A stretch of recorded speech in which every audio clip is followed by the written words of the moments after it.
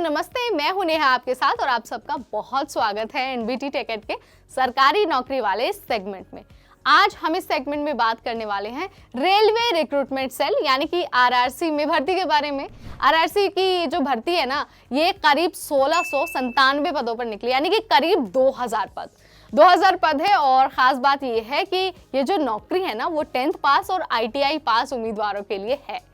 अगर आप चाहते हैं कि आप देश के सबसे बड़े एम्प्लॉयर यानी कि इंडियन रेलवे से जुड़े, तो ये मौका ना आपके लिए बहुत खास होने वाला है। लेकिन इसकी डिटेल्स क्या हैं, कब से कब तक अप्लाई कर पाएंगे और साथ ही सिलेक्शन कैसे होगा, ये सारी चीज़ें इस वीडियो में हम आपको 1 बाय 1 बताने वाले हैं। तो आपको क्या करना है, वीडियो एंड तक देखना है, बीच में बिल्कुल स्किप नहीं करना है, ताकि जो भी इंफॉर्मेशन है वो आपसे अछूती ना रह जाए और आपको सारी चीज़ें पता चल पाए। तो चलिए शुरू करते हैं।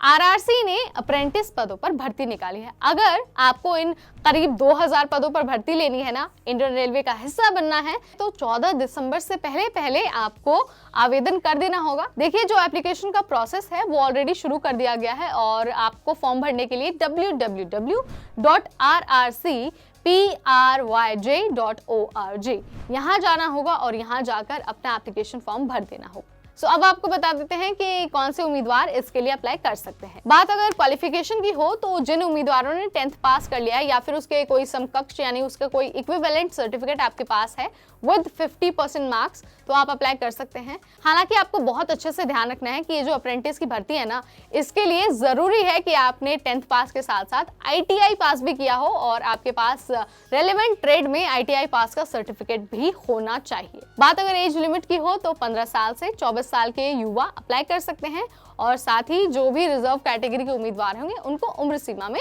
छूट दी जाएगी। ठीक है, अब बात कर लेते हैं एप्लीकेशन फीस के बारे में। जनरल हो या फिर OBC कैटेगरी के उम्मीदवार हो, आपको 100 रुपये एप्लीकेशन फीस देनी होगी। वहीं अगर आप SC category, ST category, PWD या फिर विमेन कैटेगरी से बिलोंग करते हैं और फॉर्म भर रहे हैं, तो याद रखिए आपको कोई फीस नहीं देनी होगी, बस आपको अपनी डिटेल्स अपलोड करनी होगी और अपना एप्लीकेशन फॉर्म सबमिट कर देना होगा। अब आगे बढ़ते हैं और बात करते हैं सिलेक्शन प्रोसेस की। सिलेक्शन का जो प्रोसेस है उसमें आपके 10th के मार्क्स और आपके जो ITI मार्क्स है, उन दोनों को इंक्लूड किया जाएगा और देखा जाएगा कि दोनों को ही मिलाकर किस उम्मीदवार के सबसे बेहतरीन मार्क्स है। अगर मेरिट लिस्ट में आपका नाम आ जाता है तो आप सेलेक्ट हो जाएंगे। अगर नहीं मेरिट लिस्ट में नाम आता है तो आपको सिलेक्ट नहीं माना जाएगा। आपको याद रखना है कि 10th और ITI दोनों के मार्क्स मिलाकर ही मेरिट लिस्ट को तैयार किया जाएगा और कोई भी रिटन एग्जाम आपको नहीं देना है, बस मेरिट के बेसिस पर आपको सिलेक्ट कर लिया जाएगा। आपको बहुत अच्छे से ध्यान रखना है कि जो ट्रेनिंग होने वाली है 1 साल की होने वाली है और सिलेक्शन के बाद आपको स्टाइपेंड भी दिया जाएगा।